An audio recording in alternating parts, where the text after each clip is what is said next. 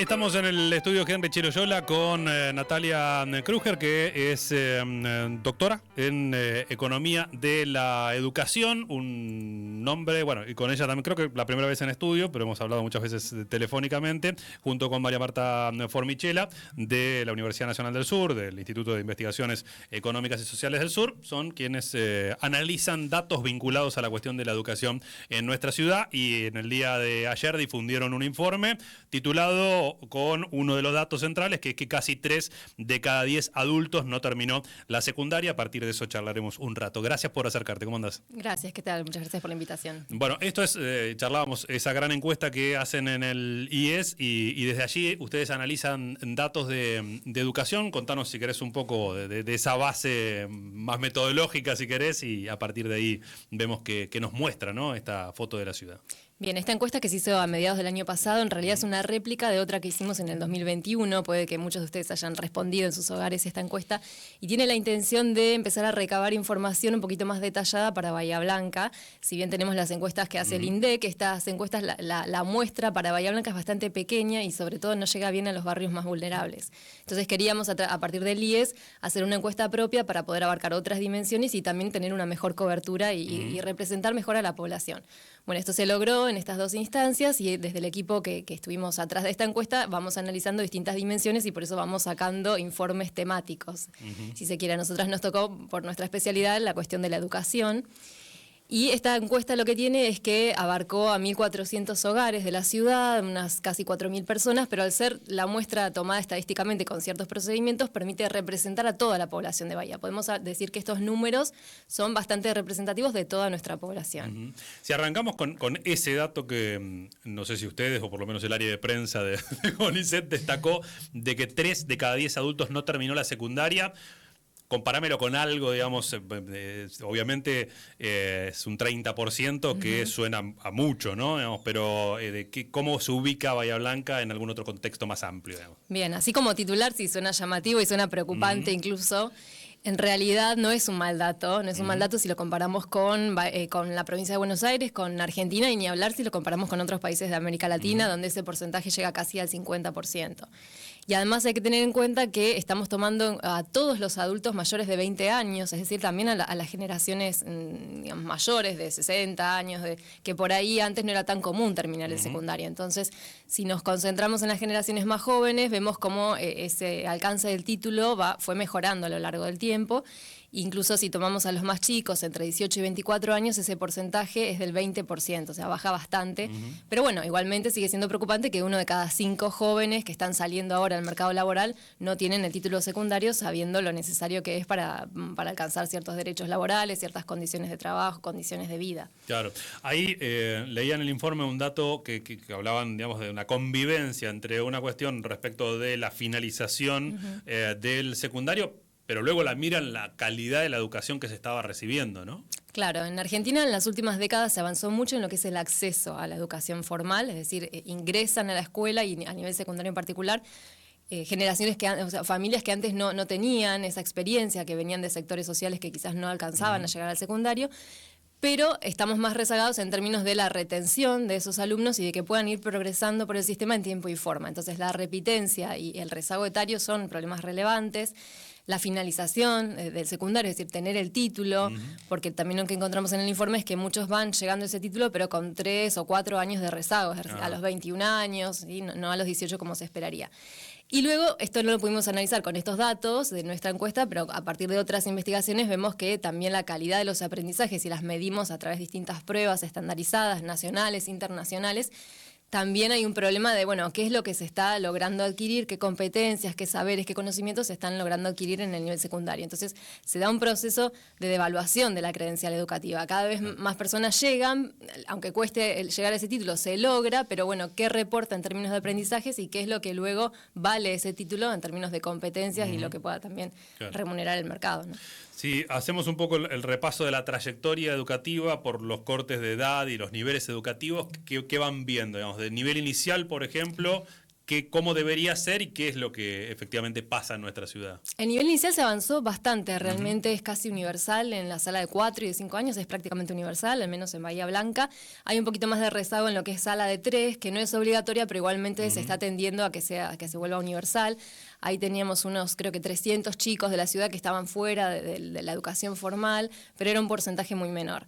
Luego, en educación primaria, ya la cobertura sí es universal, esto se hace varias décadas, bueno, lo importante es sostenerlo, ¿no? Pero Claro. por ahora se logra sostener que todos los chicos en principio están dentro de la escuela, y en secundaria empieza a caer un poquito ya la asistencia.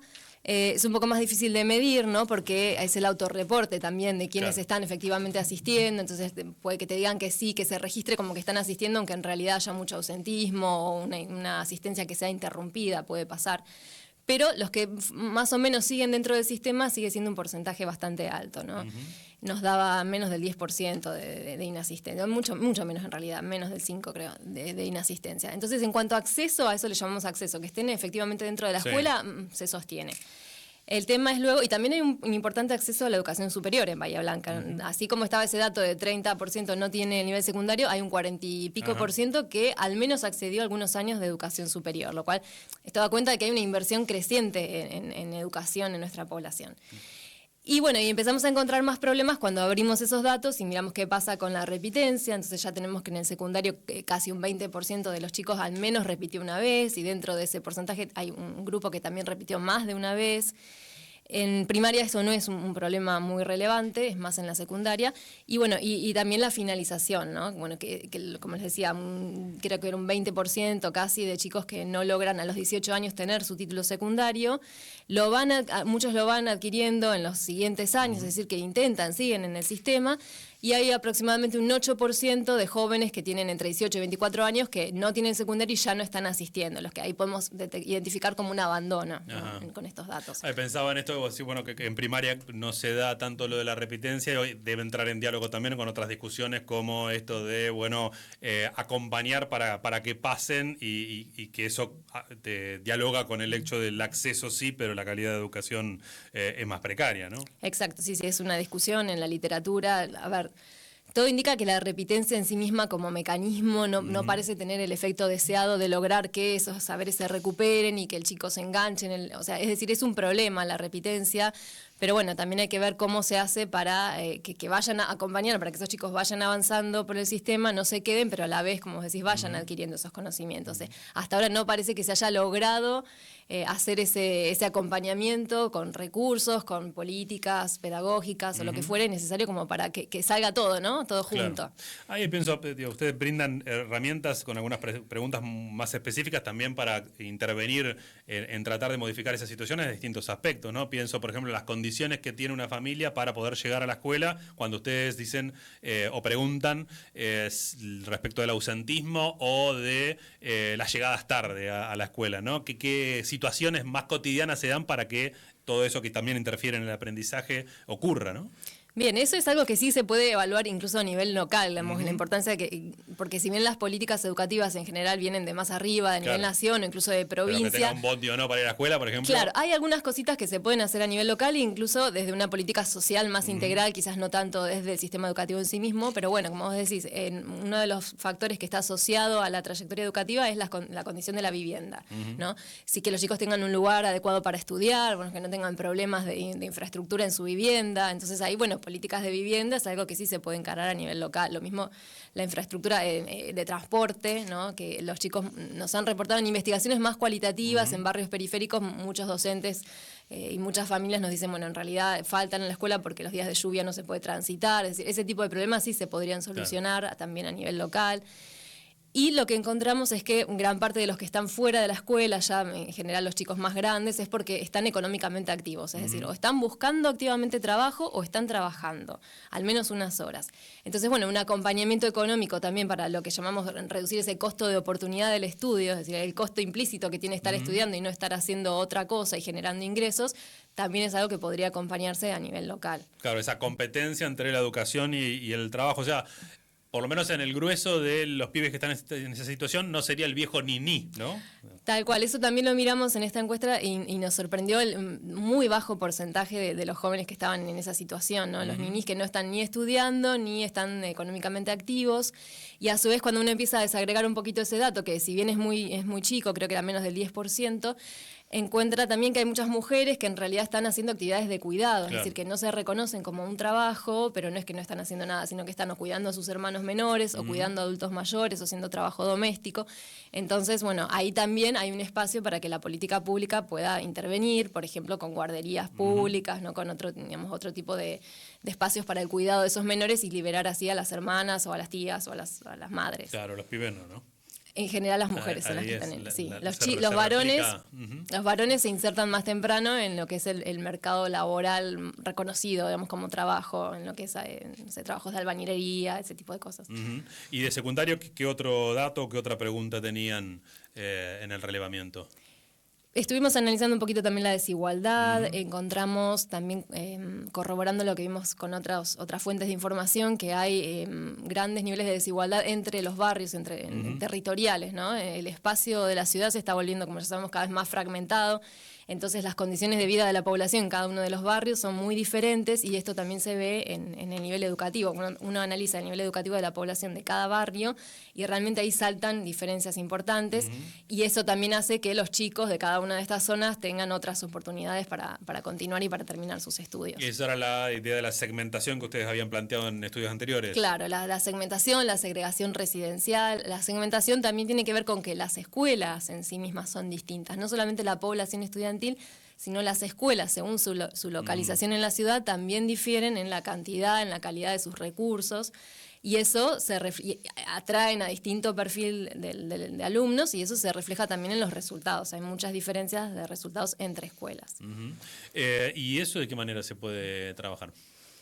Eso es bastante difícil. Yo creo que, de nuevo, la política pública no es, digamos, algo que se va a resolver por sí solo. Las dinámicas sociales ya sabemos que en realidad van o tienden hacia una mayor desigualdad, hacia una polarización y fragmentación cada vez mayor. Entonces se requiere una política, creo yo, en principio de planificación de las zonas de la ciudad, de transporte, que estén realmente conectadas todas las zonas de la ciudad, y algún tipo de incentivo. Bueno, no sé, por ejemplo en Barcelona hay políticas muy activas de desegregación.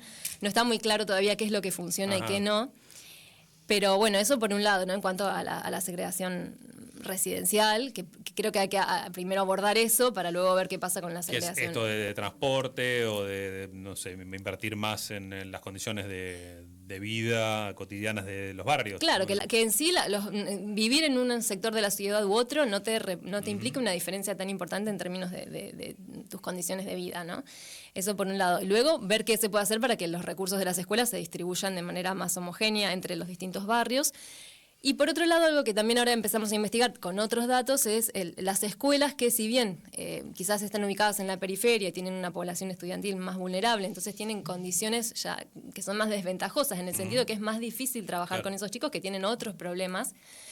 Y encontramos que hay muchas de estas escuelas que así todo obtienen resultados que son inesperadamente buenos. Entonces estamos tratando de indagar un poquito a ver qué es lo que está pasando, y en general lo que indica la literatura y lo que indican algunos datos para Argentina es que en esas escuelas hay una comunidad, hay un sentido de comunidad, hay un liderazgo fuerte del directivo, hay docentes que están comprometidos con su tarea, que se sienten a gusto, que pertenecen a esa escuela, hay familias más involucradas. Entonces cuando se logra eso, más allá de que sigue estando el condicionante, por supuesto, ¿no? Si hay una necesidad económica, por más comunidad que haya en la escuela, no siempre sirve o alcanza. Pero esas escuelas donde se logra ese bienestar estudiantil, ese clima escolar más interesante, parece que se logran resultados mejores. Y respecto de la segmentación, obviamente estamos hablando, por ejemplo, entre las propias escuelas públicas, ¿no? Ni hablar del ámbito privado o en todo caso con distintos niveles de esa segmentación o fragmentación. Sí, dentro de cada circuito, digamos, dentro del privado está claro que hay escuelas, que las escuelas difieren mucho entre sí, pero dentro del sector estatal también, y acá por eso decía, el factor de la localización de la escuela es clave, al menos estadísticamente, para poder diferenciar a las escuelas. Según dónde está ubicada, el tipo de barrio y de población que tiene la escuela, bueno, ahí uno encuentra características muy distintas en términos de cantidad de recursos humanos, materiales, los resultados educativos que alcanza esa escuela. Hoy, ¿cómo es esa distribución de los recursos? Bueno, en parte colabora el Consejo Escolar dentro de Bahía Blanca para algunas cosas, ¿no? Pero también hay una cuestión importante que es que hay una buena parte de los recursos que provienen de las propias familias a través de las cooperadoras, ¿no? En el sector estatal me refiero.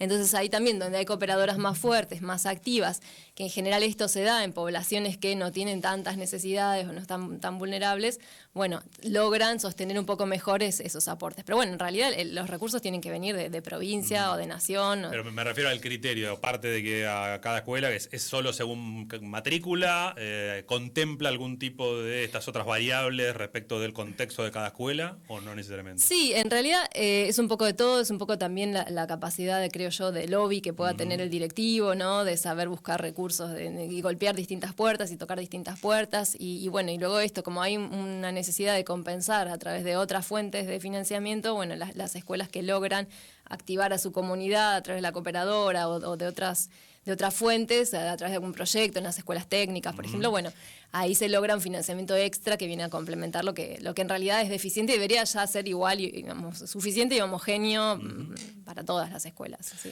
¿Y qué ocurre entonces con aquellas personas que llegan con mayor o menor diferencia de lo esperado a terminar el secundario al momento de pasar al mercado laboral? Bueno, acá de nuevo lo que encontramos son asociaciones simples, ¿no? Estadísticas, pero vemos que claramente tener una mayor cantidad de años, tener ese título secundario es una diferencia importante. Luego el salto, si se quiere, cualitativo más grande está en el acceso al nivel superior y en particular a un título de nivel superior. Ahí es donde realmente se observa que caen las tasas de los problemas de empleo, la desocupación, la subocupación, la sobreocupación o el acceder a un empleo con ciertos derechos como un aporte jubilatorio, una cobertura social. Entonces, es como que obtener el título secundario es una primera condición que es suficiente, que es necesaria, pero no es suficiente, ¿no? Acceder a un nivel superior ahí marca una diferencia. Pero bueno, igualmente encontramos que problemas de empleo tiene una gran parte de la población, incluso con un título secundario. Nos daban tasas, ahora no tengo el número en mente, pero las tasas de problemas de empleo para la población con título superior también son relevantes. Es una cuestión ya más estructural de cómo funcionan nuestros mercados laborales, ¿no? Claro, pero lo vas pensando en un encadenamiento en esto que ustedes dicen, bueno, el contexto familiar condiciona la educación, si vos no llegás a terminarlo tenés menos chance de tener, por ejemplo, bueno, hoy también todos lo tenemos, ¿no? El hecho de pensar en una jubilación o un trabajo en otra condición, una obra social. Y así en un loop permanente que no sé si va en deterioro o irá, o qué ves a partir de esos números, ¿no? Y bueno, esto es lo que la literatura llama las trampas de pobreza, ¿no? Porque decimos, así como el origen social condiciona las trayectorias educativas, ese nivel educativo alcanzado como adulto después va a condicionar las condiciones de vida, valga la redundancia, de los hogares. Lo encontramos acá también, que el nivel de pobreza multidimensional, las condiciones de hacinamiento, los recursos que tienen los hogares se condicen mucho con el nivel educativo que tiene el jefe, el sostén, no jefe, el sostén de hogar.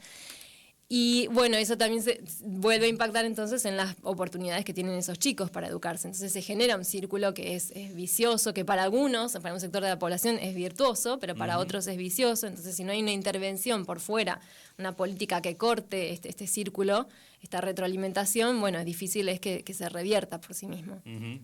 Desde tu lugar de doctora en economía especializada en educación, ¿cuánto indagás respecto de la cuestión ya más pedagógica y de los contenidos? Bueno, poco. Lo más que nos hemos aproximado es esto, de ver lo que llamamos, no es un buen concepto, pero sería como las habilidades blandas de la escuela. Así como hemos indagado en las habilidades blandas de las personas, ¿no? En las actitudes, en las expectativas, en las percepciones. Cuando empezamos a estudiar un poco esto de las escuelas resilientes, encontramos que hay algo de esto no observable, que no se puede medir a través de una pregunta, a través de un número, que tiene que ver con las actitudes que circulan en la comunidad escolar, las percepciones, cómo se sienten, el bienestar que tiene la comunidad escolar. Y entonces ahí es como que lo más que nos hemos acercado es eso, ya en las prácticas pedagógicas realmente no tenemos formación. No, lo digo pensando en pedirte una mirada con los límites que quieras, dos ámbitos, ¿no? Por un lado, lo que está pasando en la provincia de Buenos Aires con esta reforma en la cual se escuchan muchas quejas y se ve también la razón también, quienes de alguna manera somos parte de comunidades educativas en distintos roles, de cómo afecta eso a la labor docente y la calidad de la educación que reciben los pibes y pibas, y luego la discusión más nacional sobre los temas que se están poniendo sobre la mesa de este proyecto de libertad educativa. ¿Qué mirada tenés? ¿Qué mirada? Bueno, a ver, con respecto al régimen provincial, de nuevo, no hemos hecho investigaciones en particular sobre esto, pero sí hemos tenido contacto con algunos docentes y con familias, y obviamente también por ser partes, como vos decís, de la comunidad educativa, y encontramos que hay muchas dudas, muchos reparos, muchas dificultades. Entonces, si bien, como te decía, en principio la intención de la política puede no estar mal, en el sentido de que la repitencia no parece solucionar el problema, bueno, esta política, si no viene acompañada de una cantidad de recursos suficientes, de infraestructura, de espacios, de docentes, ¿no? De docentes con tiempo y con incentivos para acompañar todos estos procesos, bueno, empiezan a aparecer todas estas dificultades, estos cuellos de botella que se generan. Entonces, nos parece, bueno, por un lado, que la educación en términos de recursos y de financiamiento no está siendo prioridad, y hace tiempo que no es prioridad, lo vemos en algunos datos que han salido hace poco, que en todas las provincias ha caído el financiamiento para la educación en los últimos 10 años, y bueno, en Nación también. Entonces, no es una prioridad en este borrador que se filtró, porque tampoco sabemos bien cuál es la propuesta de Nación, se estaría eliminando esta meta del 6% de financiamiento, del 6% del PBI, que nunca se cumplió, pero bueno, ya si lo eliminamos como meta, es como que tiramos la toalla. ¿No? Claro.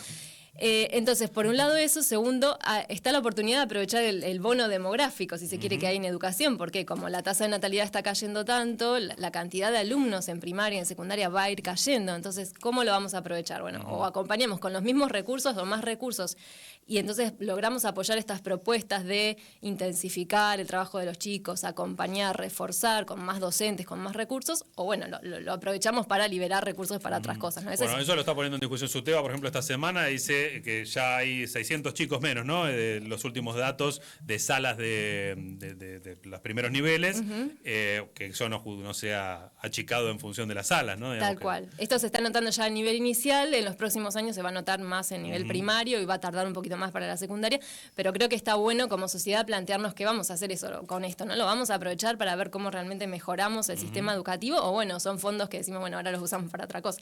Obviamente yo pienso que habría que reforzar, justamente tratar de construir este sentido de comunidad en la escuela implica que docentes que pasen más horas dentro de una misma escuela, ¿no? Que tengan quizás una formación específica u otro tipo de personal, docente y no docente, que esté para acompañar esas trayectorias. Eso por un lado, y con respecto, bueno, a la política a nivel nacional, realmente... ya te digo, no se sabe a ciencia cierta qué es lo que se espera. Tengo también mis reparos y los especialistas también marcan dudas. No me parece que se esté yendo al meollo de la cuestión o a realmente atacar los problemas, la grave crisis educativa que tenemos, ¿no? Por lo que vi hasta ahora apunta más a fomentar la libertad de las familias, la presencia de las familias en la educación, que si bien no está mal en principio que cada familia se haga cargo de la educación de sus hijos, bueno, no todas las familias tienen las competencias, tienen el tiempo. Realmente creo que uno de los problemas grandes en las escuelas ahora es lograr que las familias se puedan comprometer y acercarse a la escuela. Claro. Entonces, darle más injerencia y poder de decisión a las familias en las escuelas es complicado cuando no se está logrando un mínimo vínculo con esas familias. Eso por un lado, y por otro lado que todos pensamos que podemos hablar de educación, ¿no? Porque fuimos a la escuela y nos parece que incluso nosotras, bueno, ponemos un límite. En las cuestiones pedagógicas no nos metemos. Bueno, los padres están todos formados para ver si se están haciendo bien las cosas o no en la escuela. Y de nuevo, como los resultados educativos están tan condicionados por las condiciones, por la población estudiantil y las características, si se publican los resultados por escuela, pero no se controla de alguna manera por ese efecto, digamos, esa influencia de las condiciones. Entonces va a ser muy difícil también evaluar la calidad de lo que se está haciendo en la escuela. Bueno, hay cuestiones, me parece que hay que trabajarlo con mucho cuidado, hay que consultar a las bases, consultar a los docentes, consultar a las familias, sobre todo consultar a quienes están día a día en el aula para poder llegar a una política que sea coherente y que, digamos, que no venga desde arriba con algunas ideas que puede tener, no sé, alguien que no Porque participa. en el contexto que vos estás describiendo, que el gobierno te hable de homeschooling... Eso me parece que es marginal, no creo que vaya a tener, ¿no? sí, no creo que vaya a tener un gran impacto, porque lo vimos con la pandemia, lo difícil que fue para las familias sostener. Claro, pero y no puede reforzar en todo caso o facilitar que a quien hoy le está costando comprometerse con la escuela, llevar a los chicos y chicas a clase, tenga una exigencia menos ahí. A mí me parece que siempre que el Estado, o las experiencias en que el Estado se ha corrido de la educación y su rol de garante de la educación como un derecho y como una obligación, ¿no?, para las familias, ha tenido resultados negativos en general. Cuando se descentralizó la educación y se le dio más responsabilidades a las provincias, eso tuvo efectos negativos, efectos de fragmentación. Si eso se quiere seguir reduciendo, ¿no?, que la responsabilidad recaiga sobre la escuela, incluso aún sobre la familia, esto tendería, me parece a mí, a profundizar esa fragmentación. Entonces, cada uno, según sus propios recursos, va a poder más o menos, que ya ocurre, pero bueno, iríamos en la línea de profundizar esto. Claro, vendría a transparentar todo lo que hoy son falencias de un sistema que se propone algo supuestamente claro, diferente. Y yo creo que digamos, uno de los puntos fuertes que tiene todavía nuestra escuela es que es un espacio de socialización. El problema para mí grave de la segregación social en la escuela es que está dejando de ser el lugar donde podíamos interactuar como pares con gente, con chicos que venían de distintas situaciones, y eso nos lleva a tener un poco más de empatía y de conocer qué es lo que piensa el otro, ¿no? Es como que esta lógica que vemos, pienso yo, que nos está pasando con las redes sociales, ¿no?, que cada uno está según su algoritmo reducido a su círculo, se va a profundizar y se va a trasladar a la escuela y bueno, ni hablar si vamos al homeschooling, que cada uno se eduque con un circulito de las familias que logran, no sé, armar algún plan. Yo creo que va a ser marginal de todas formas, pero bueno, no me parece de nuevo que vaya que apunte a los graves problemas que tenemos en nuestro sistema educativo. ¿Y los aspectos que trascendieron sobre financiación? Bueno, hasta ahora lo que sé es esto, de que la meta del 6% del PBI se va a eliminar, que se les va a dar más injerencia al sector privado, es decir, a que las familias complementen, y en todo caso el Estado se corre como garante y empieza a tener un rol más complementario, de garantizar en algunos casos en que no se logra, pero que se le estaría tratando de dar más autonomía a las escuelas, y bueno, no sé qué implicará eso en términos de que busquen su propio financiamiento o que las familias aporten. La verdad es que no está muy claro todavía. Mencionaste las escuelas técnicas en algún momento, y ahí también hay una denuncia de que hay un fuerte desfinanciamiento y que hay modificaciones también en ese sentido. ¿Qué significa eso? ¿Qué impacto puede tener en cuanto a lo que hoy ofrece la educación técnica y lo que significa la educación técnica para el desarrollo de un país, para las personas? Sí, no tengo bien en claro qué es lo que se está pensando, que entiendo que la ley de educación técnica se mantendría en principio, pero sí sé que las escuelas técnicas también están sufriendo este desfinanciamiento y se está notando, y realmente la educación técnico-profesional está siendo muy necesaria. Bueno, todos lo vemos, ¿no?, lo difícil que es encontrar algunos oficios o personas que se dediquen a ciertos oficios. Entonces me parece que para sostener el entramado productivo es cada vez más necesaria la escuela técnica.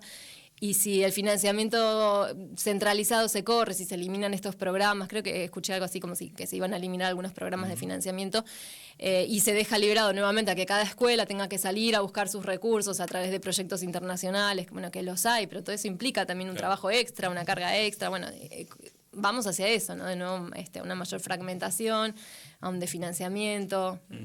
Están ahí también la cuestión de los vouchers, de las becas, y cómo también se apoya a sectores de la educación privada en detrimento de la pública y demás. Tampoco es muy claro, pero hay algunas variables allí. No sé si viste algo en particular. Sí, la cuestión de los vouchers es otro tema, también es que es complicado, porque se basa esta política en el supuesto de que las familias, a partir de su libre elección escolar, van a poder premiar de alguna manera la calidad educativa, y así, si se genera más competencia entre escuelas y las familias acuden a aquellas escuelas que son mejores, aumentaría la demanda de esas escuelas y por lo tanto se premiaría con más recursos a esas escuelas y tendería a mejorar la eficiencia o la calidad del sistema.